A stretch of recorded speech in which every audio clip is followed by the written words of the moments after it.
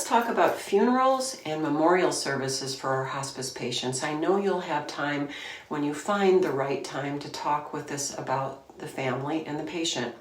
Funerals are less common these days, but nevertheless they serve a very important function, and the overriding one is being a rite of passage and a way of validating the life of the deceased.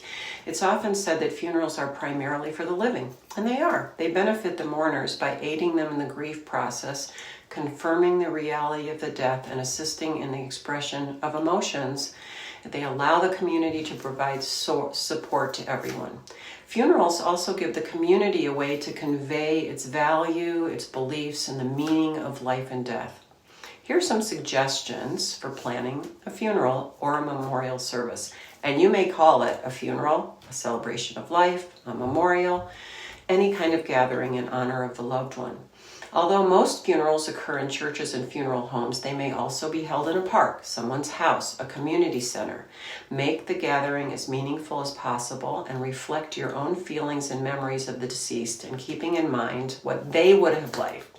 Consider building an altar by the mourners gathering. They display items that represent the deceased, and it brings the whole breadth of who that person was together, and everyone has an opportunity to be involved. Encourage the family members to perform their own personal behaviors that are important to them. Sing. Maybe a child wants to put a favorite toy in the casket, and do include the children. Continue rituals throughout the year, commemorating the special dates by lighting a candle and telling a story on their birthday.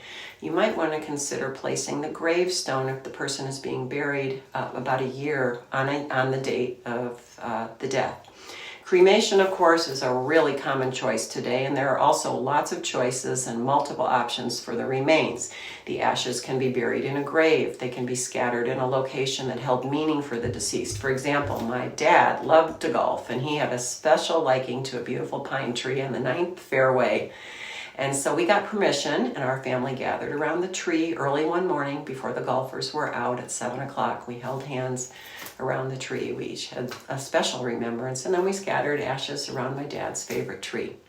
Perhaps you could even divide the ashes amongst the significant people in the family, and they could do with them what they wish.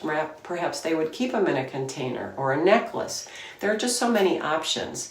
Place the remains in an urn and keep it in a special place or on an altar.